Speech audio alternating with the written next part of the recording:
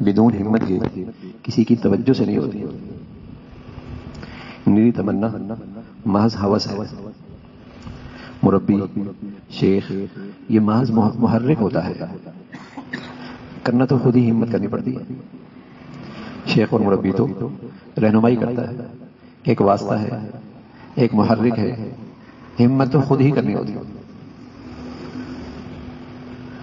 کوئی یہ سمجھ لے کہ حضرت توجہ فرما دے تو بھائی توجہ سے اگر اصلاح ہو جاتی تو پیارے نبی کی توجہ سے پوری امت کی اصلاح ہو جاتی. جس نے طلب دکھائی، جس نے ہمت کی، اصلاح تو اسی کی ہوگی. بزرگوں کی صحبت میں آنا جانا بہت مبارک ہے، یہ ایک تحریک کا ذریعہ ہے. لیکن ہمت نہ کرے گا تو کئی سالوں کے بعد بھی وہیں کھڑا ہوگا جہاں آیا تھا. پھر اصلاح میں 3 چیزیں بہت اہم ہیں. پہلی چیز لقمہ حلال، مشتبہ اور مکروہ چیز سے بھی اپنے آپ کو بچائے. یہ اصلاح اور تربیت کی بہت بنیادی چیز ہے. دوسری چیز ہے نظروں کی حفاظت، اور تیسری چیز ہے لایانی سے حفاظت. پاکیزہ کھانا، حلال کھانا، لقمہ حلال. دوسری چیز نظروں کی حفاظت. مہینوں کی محنت لمحوں میں ضائع ہو جاتی ہے. اور یہ بدنظری کا گناہ ایسا ہے بس اوقات دل مس ہو جاتا ہے. اور بڑی بڑی عبادات سے بھی پھر وہ ٹھیک نہیں ہوتا جب تک کہ پھر وہ نظر کی حفاظت کا مجاہدہ نہ کرے. جب وہ بار بار مجاہدہ کرے گا اس نیکی کی برکت سے کچھ بہتری آئے گی. نظروں کی حفاظت. موبائل آ گیا، اب اس میں تو کوئی رکاوٹ بھی نہیں رہی کہ ابا دیکھ رہے ہیں، اماں دیکھ رہے ہیں، کوئی کیا کہے گا، اور یہ بدنظری کر رہا. مہینوں کی محنت لمحوں میں ضائع ہو جاتی ہے. عام طور پہ ہر طبقے کے اپنے گناہ ہوتے ہیں. ظاہر ہے جو نماز پڑھتا ہے، روزہ رکھتا ہے، شیطان اتنی آسانی سے اسے چوری پہ تو آمادہ نہیں کر سکتا، شراب پہ تو آمادہ نہیں کر سکتا، ڈاکہ مارنے پہ تو آمادہ نہیں کر سکتا. ہاں بد نظری کرائے گا اس کو آسانی سے، غیبت آسانی سے کرا لے گا.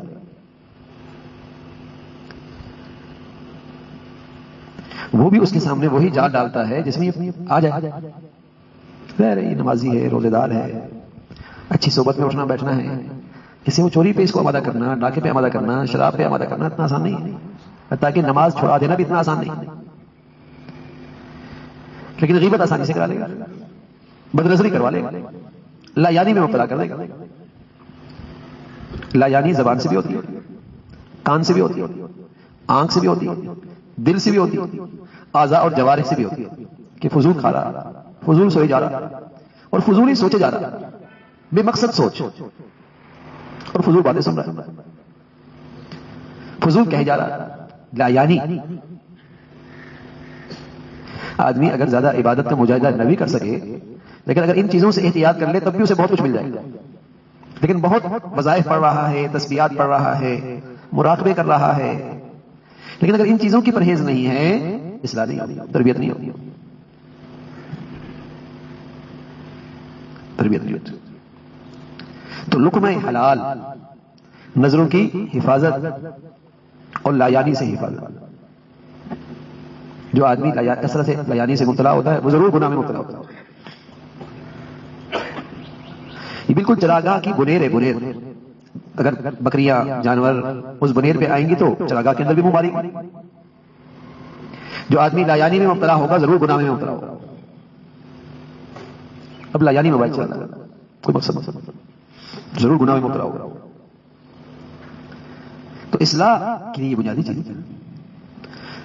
فرما اصلاح بغیر ہمت کے محض کسی کی توجہ سے نہیں ہوتی کہ بس حضرت توجہ فرما دے. ہمت کرنی پڑتی. میری تمنا ہوس ہے، بڑا جی چاہتا ہے نیک بن جاؤں، میری اصلاح ہو جائے. تو اگر اس کے ساتھ ہمت نہیں کر رہا تو یہ محض ہوس ہے، اسی کو قیمت نہیں. اگر واقعی اس آرزو میں اور اس تمنا میں سچا ہے، یہ جو بس بنتا ہے وہ تو کر لو. ہمت تو کرو.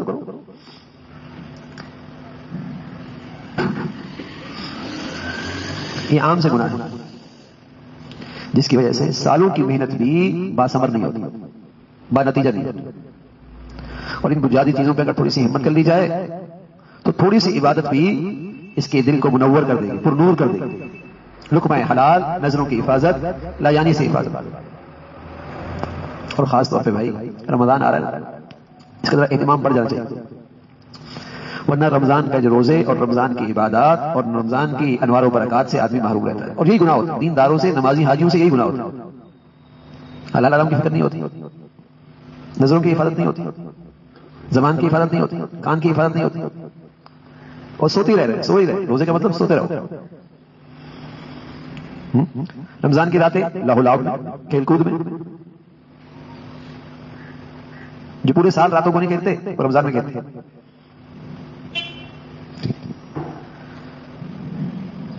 اس لیے رمضان کی برکتوں سے معروم رہو. یہ ان کی بات کرو جو روزے کرتے ہیں، ان کی بات کرو جو نماز بھی پڑھتے ہیں.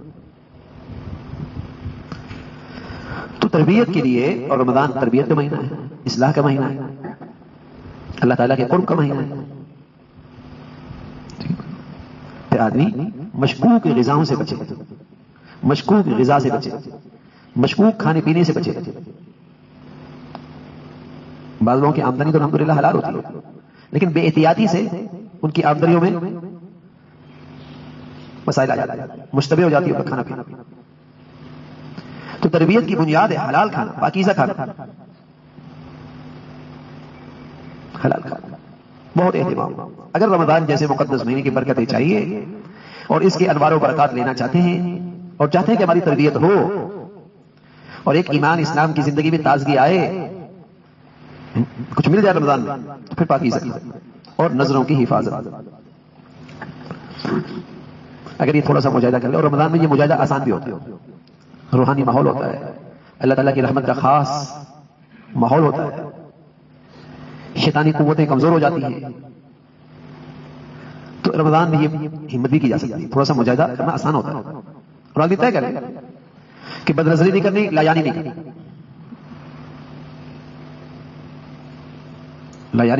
لایانی کھانے میں بھی ہوتا ہے، پیٹ بھرا اور کھا رہا ہے، کھایا.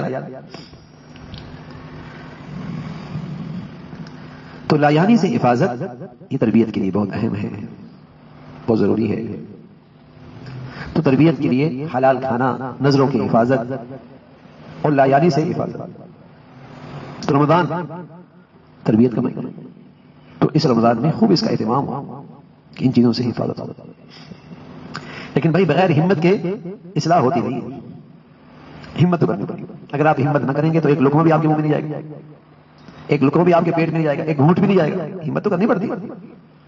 جب ایک لقمے کے لیے ہمت کرنی پڑتی ہے، منہ میں لے کے جانا پڑتا ہے، چبانا پڑتا ہے، نکلنا پڑتا ہے، تو انسان اچھا ہو جائے بغیر ہمت کے. ہاں اچھی صحبت سے، نیک لوگوں کی صحبت سے وہ ہمت کرنا آسان ہوتا ہے، لیکن ہمت تو کرنی پڑتی ہے. کمزور آدمی کے لیے جس کے ہاتھ کانپ رہا ہو اس کے لیے لقمہ اٹھانا مشکل،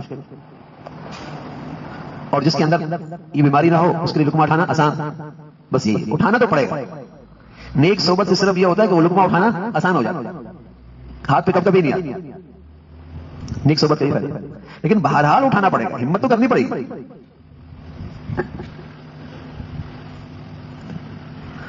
نیک صحبت سے، رمضان کے مہینے سے نظروں کی حفاظت آسان ہو جاتی ہے، لیکن بہرحال ہمت کرنی پڑے گی. لایانی سے حفاظت آسان ہو جاتی ہے، لیکن بہرحال ہمت کرنی پڑے گی. اصل میں ہمیں نیکیوں کا ابھی بھوک لگی نہیں.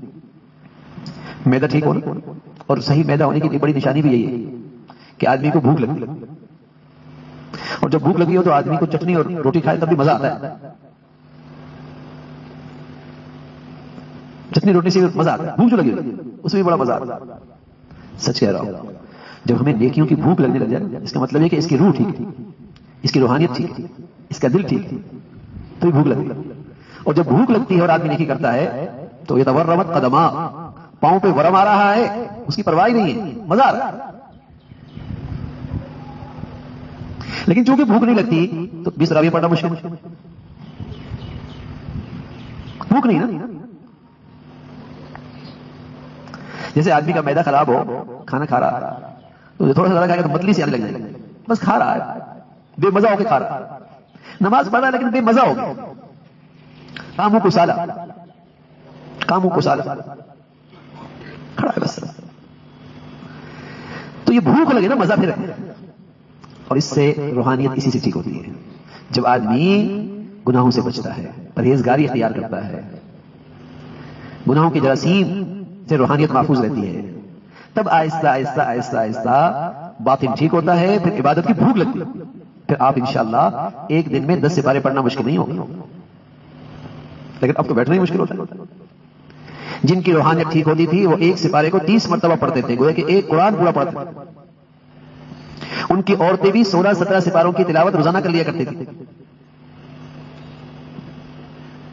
ہمیں مشکل لگتا ہے، ہمیں اس لیے مشکل لگتا ہے کہ ہمارا معدہ تو ٹھیک ہے، دن میں 5 مرتبہ کھاتے ہیں، وہ دن میں 2 مرتبہ کھاتے ہیں. ان کی روح ٹھیک تھی، ہمیں بھوک زیادہ لگتی ہے، انہیں نیکیوں کی بھوک زیادہ لگتی ہے. تو معدہ ٹھیک ہو تو بھوک بہت لگتی ہے، روحانیت ٹھیک ہو تو عبادت کی بھوک لگتی ہے، جی چاہتا ہے. جب بھوک لگی ہوئی اور آدمی عبادت کر رہا ہے تو پھر لذت بہت ہوتی ہے، مزہ بہت آتا ہے. پھر جسم کی تھکاوٹ نہیں لگتی، یہ توربت قدما، پاؤں پہ ورم ہے لیکن مزہ اتنا آ رہا ہے. اور جب باطن خراب ہو اور نیکی کرنی پڑ رہی ہے تو پھر کیا ہوتا ہے؟ کاموں کو سالا، کاہل، سست، بددلی. تو یہ باطن ٹھیک ہوتا ہے یہ لقمہ حلال کھانے سے، نظروں کی حفاظت سے، لا یعنی سے حفاظت سے. یہ بنیادی چیز ہے، اس کے بغیر روح ٹھیک نہیں ہوتی، تربیت نہیں ہوتی. اور اس کے لیے ہمت کرنی پڑتی. تو میں عرض کر رہا ہوں کہ یہ موسم بہار ہے رمضان. جیسے کسی زمین، کسی خطے کا یا کسی علاقے کا موسم بڑا صحت بخش ہوتا ہے، صحت بخش ہوتا ہے، ٹھیک ہے، بہت صحت بخش اب ہوا ہے. تو یہ جو رمضان آتا ہے نا، یہ روحانی لحاظ سے بہت صحت بخش ماحول ہوتا ہے، روحانیت کے لیے بہت سازگار ہوتا ہے. تھوڑی سی کوشش کر لیں گے، ہمت کر لیں گے، بہت کچھ مل جائے گا.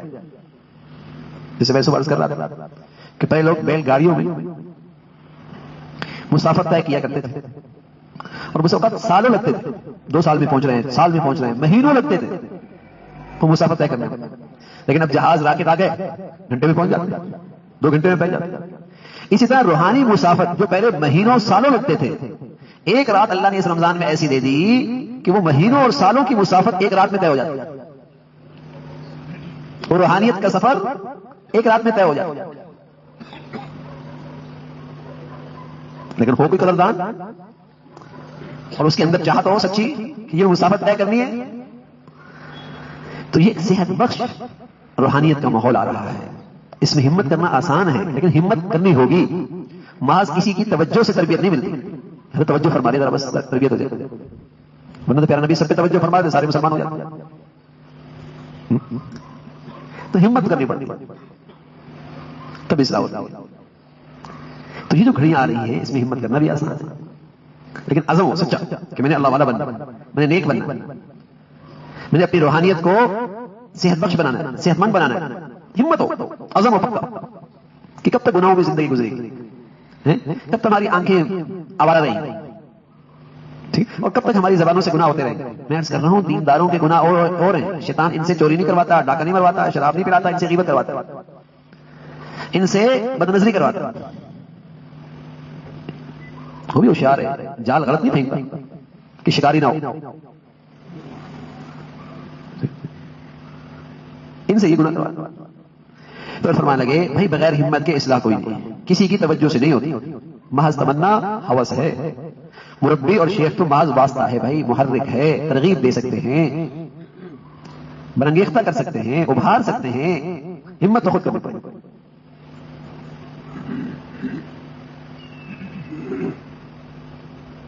بتکلف کسی کام پر دوام کرنے سے ملکہ حاصل ہو جاتا ہے. جی نہیں چاہتا لیکن تلاوت کرنی ہی کرنی، جی نہیں چاہتا جو معمولات کے نفل ہیں وہ پڑھنے ہی پڑھنے، جی نہیں چاہ رہا. ایک وقت آئے گا انشاءاللہ یہ چیزیں طبیعت بن جائے گی. اسی مجاہدے کی برکت سے یہ چیزیں آسان ہو جائیں گی، ملکہ حاصل ہو جائے گا. بغیر کسی مجاہدے کے یہ چیزیں آسان ہو جائیں گی. لیکن شروع میں کرنا پڑتا. ٹھیک ہے. آپ دوائی کھاتے ہیں جو کڑوی ہوتی ہے، لیکن ایک وقت کے بعد کھانا کھانے میں آپ کو مزہ نہیں لگتا. کہاں پہلے کھانے میں بھوک نہیں لگتی تھی، دوائی کھائی آپ نے، انجیکشن لگوایا، کچھ عرصے بعد کھانے میں بڑا مزہ آ رہا. تو کچھ عرصے آپ مجاہدہ کریں گے، پھر آپ کو عبادت میں مزہ آنے لگ جائے گا، پھر آپ کو مزہ آنے لگ جائے گا. حضرت عثمان فرمایا کرتے تھے رضی اللہ تعالیٰ عنہ، جس آدمی کو اللہ صاف دل دے دے اور صاف زبان دے دے، وہ تو تلاوت قرآن سے سیر ہی نہیں ہو سکتا. ایسا مزہ آتا. ہمارے لیے ایک سپارہ سننا مشکل ہوتا ہے، چند سپارے پڑھنا مشکل ہوتا ہے. فرمایا صاف زبان ہو اور صاف دل ہو، تلاوت قرآن سے سیر ہی نہیں ہوتا. حضرت شیخ الحدیث رحمۃ اللہ علیہ فرمایا کرتے تھے کہ میں جو رات کو تراویح میں جو میں نے سپارہ پڑھنا ہوتا تھا، میں اسے 30 مرتبہ پڑھتا تھا. فرمایا ایک رمضان میں ایسا نہیں کیا، میں نے زندگی کے 40 رمضان ایسے کیے. فضائل اعمال تو ہم پڑھتے ہیں، حضرت کا معمول تو یہ تھا. 40 رمضان، زندگی کے 40 سال. اور فرمایا کرتے تھے میں 30 سپارے اس لیے پڑھتا تھا کہ اگر 29 کا چاند ہو جائے تو میری 30 کی گنتی پوری ہوگی. 40 سال. ہم تو تھک جاتے ہیں، گپ شپ میں نہیں تھکتے، موبائل دیکھنے میں نہیں تھکتے، تلاوت میں تھک جاتے. تو بھائی بہت بڑھیا مہینہ آ رہا ہے، بڑی شان والا ہے، بڑا عظیم ہے، بڑا عظیم. تھوڑی سی اپنی مصروفیت کو سمیٹو، اپنے معاملات کو تھوڑا سمیٹو، اور رمضان کی عبادت کے لیے اپنے آپ کو فارغ کرو. ہاں، اس میں انفرادی عبادت کی بڑی اہمیت ہے. یہ وجہ ہے کہ اللہ کے نبی صلی اللہ علیہ وسلم اس میں اتنا اہتمام کرتے تھے کہ آخری عشرے کے اندر تو بالکل انفرادی ہے، اکیلے بیٹھ گئے ایک کمرے میں، جسے اعتکاف کہتے ہیں. مولانا الیاس رحمۃ اللہ علیہ فرمایا کرتے تھے جب میں اجتماعی محنت کرنے جاتا ہوں باہر، تو واپسی میں آ کر کہیں خلوت میں جا کے بیٹھ جاتا ہوں تاکہ اس اجتماعی محنت کے جو منفی اثرات ہیں وہ میری انفرادی عبادت سے دور ہو جائے. اور فرمایا کرتے تھے مخلوق پہ ایک چھٹانک محنت کرو تو اپنے اوپر 5 من محنت کرو. یہ مطلب نہیں ہے کہ مخلوق پہ کم کرو، اس فیصد سے پھر اپنے اوپر بھی کرو نا. اگر مخلوق پہ 1 چھٹانک کرو گے، اپنے اوپر 5 من کرو گے، تو اس 1 چھٹانک کا اثر 5 من ہوگا. ورنہ مخلوق پہ 5 من کرو گے، اپنے اوپر 1 چھٹانک کرو گے، تو لوگوں پہ اثر بھی 1 چھٹانک کا ہی ہوگا.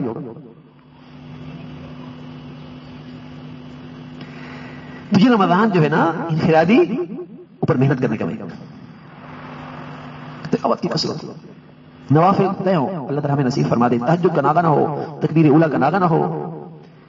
یہ جو ہماری عادت ہے نا، بس نماز کھڑی ہو رہی تو پہنچ رہے ہیں، نہیں، پہلے آؤ، اذان سے پہلے آؤ، آرام سے نکلو. دنیاوی معاملات کو، دنیاوی کاموں کو سمیٹ لو تھوڑا سا، کوئی فرق نہیں پڑتا. 11 مہینے بہت کچھ کیا نا، اسے سمیٹو. اور یہ چیزیں ہمارے گھروں کے اندر بھی، ہماری عورتوں کے اندر بھی. رمضان آ رہا ہے بھائی، فرمایا کرتے تھے ہمارے گھر کی عورتیں چکی بھی پیسا کرتی تھی، آٹا بھی پیسا کرتی تھی، کھانا بھی پکایا کرتی تھی، جھاڑو بھی دیا کرتی تھی، کپڑے بھی دھویا کرتی تھی، اور 16-17 سپاروں کی تلاوت بھی کر لیا کرتی تھی. اور ہمارے گھر کی عورتوں میں مقابلہ چلتا تھا، تم نے آج کتنے پڑھے، تم نے کتنے پڑھے. اور یہ تلاوت اذکار کے علاوہ تھی، اذکار اس کے علاوہ تھا. تو گھروں کی تربیت کا مہینہ، گھروں کا ماحول بنائیے کہ بھائی آپ نے اتنا پڑھنا، تلاوت ہوگی. اور اس سے اپنے بچوں کو، اپنے جوان بچوں کو، اپنی بچیوں کو، اپنے نوجوان لڑکوں کو، اپنی اولاد کو مسجدوں میں لے کے آؤ، ماحول میں لے کے آؤ، تربیت ہوگی. یہ جو ہم بے فکر ہو چکے ہیں نا اپنے اولاد کے بارے میں، وہ کدھر بھی چلا جائے کوئی بات، پیسہ آ رہا ہے نا، ٹھیک کافی ہے، ٹھیک بوال بن جائے گی اولاد، مسائل کھڑے کر دے گی. تو یہ تربیت کا مہینہ ہے بھائی، ہم سب کو اس کا اہتمام کرنا ہے، لیکن اس کے لیے ہمت چاہیے ہوگی، تھوڑی سی ہمت کرنی ہوگی. اور رمضان کی یہ گھڑیاں، اس میں ہمت کرنا بھی آسان. عمومی طور پہ اللہ کی خاص رحمت کا مہینہ ہے، ایسا لگتا ہے اللہ کی رحمت کا شامیانہ کٹ جاتا ہے. اب دیکھیں کمزور سے کمزور آدمی ماشاءاللہ وہ 20 رابعہ پڑھ رہے ہوتے ہیں، جن کے لیے فرض نماز پڑھنا مشکل تھا، جو مسجدوں میں آیا نہیں کرتے تھے، ہاں وہ مسجدوں میں بیٹھ کے تلاوت کر رہے ہو. تو یہ اس رحمت کا اثر ہوتا ہے. تو ہمیں اس سے آگے بڑھ کر اپنی تربیت کی فکر، اپنی اصلاح کی فکر، اور ساتھ ساتھ پرہیز، لقمہ حلال، نظروں کی حفاظت، لایانی سے حفاظت. اللہ تعالیٰ بھائی ہم سب کے لیے مقدس مہینہ تربیت کا باعث بنائے اور روحانی ترقی کا ذریعہ بنائے. اللهم لك الحمد كله ولك الشكر كله. اللهم اعنا على ذكرك وشكرك وحسن عبادتك. اللهم اعنا على ذكرك وشكرك وحسن عبادتك. یا ارحم الراحمین اپنے فضل سے ہمارا ظاہر باطن سب کی اصلاح فرما دے، ہم سب کی ظاہر باطن کی اصلاح فرما دے، ہمیں روحانی جسمانی صحت نصیب فرما دے، ہمیں جسمانی بیماریوں سے بھی محفوظ فرما، روحانی اور باطنی بیماریوں سے بھی محفوظ فرما۔ اے مولا کریم ہمارا ظاہر بھی اپنی پسند کا فرما، ہمارا باطن اور خلوتیں اور تنہائیاں بھی اپنی پسند کی فرما۔ یا ارحم الراحمین اپنی رضا والی زندگی نصیب فرما۔ اے مولا کریم ہر عمل میں اخلاص نصیب فرما، ریا سے، نام و نمود سے، خود غرضی سے، ہر قسم کے فتنوں سے ہم سب کی حفاظت فرما۔ ہر آنے والا دن ایمان عافیت کے لحاظ سے بڑھیا نصیب فرما، نیکی اور تقوی کے لحاظ سے بڑھیا نصیب فرما۔ اے مولا کریم رمضان کے مقدس مہینوں میں تیرے پیارے جس کیفیت اور جس کیفیت کے ساتھ رمضان گزارتے ہیں ہمیں بھی وہ کیفیات نصیب فرما۔ اے مولا کریم ہمیں بھی وہ ذوق شوق نصیب فرما۔ اے مولا کریم ہمیں بھی اپنے قرب کا اعلیٰ درجہ عطا فرما، تقوی اور پرہیزگاری کی زندگی عطا فرما، رمضان کی مقدس مہینے کی پوری برکات عطا فرما، ہر قسم کی غفلتوں سے، لایانیوں سے ہم سب کی حفاظت فرما۔ اے مولا کریم یہ مقدس مہینہ پوری امت کے لیے دین پھیلنے کا ذریعہ بنا، امت میں ایمان کی بہاروں کو فروغ نصیب فرما۔ اے مولا کریم امت اسلامیہ کی سربلندی کا اسے ذریعہ بنا، فتوحات کا ذریعہ بنا، مدد اور نصرت کا ذریعہ بنا۔ اے مولا کریم اہل اسلام کی مدد اور نصرت فرما، مسلمانوں میں آپس میں ایمانی اسلامی وحدت عطا فرما، ہر قسم کے ٹوٹ پھوٹ سے، انتشار سے محفوظ فرما۔ اے مولا کریم دنیا بھر کے مظلوم مسلمانوں کی مدد اور نصرت فرما۔ یا ارحم الراحمین ہماری زندگیاں، صلاحیتیں، وسائل جیسے آپ چاہتے ہیں ویسے اپنی دین کی خدمت کے لیے قبول فرما۔ ربنا تقبل منا انك انت السميع العليم وتب علينا انك انت التواب الرحيم وصلى الله على سيدنا محمد وعلى اله واصحابه اجمعين برحمتك يا رب۔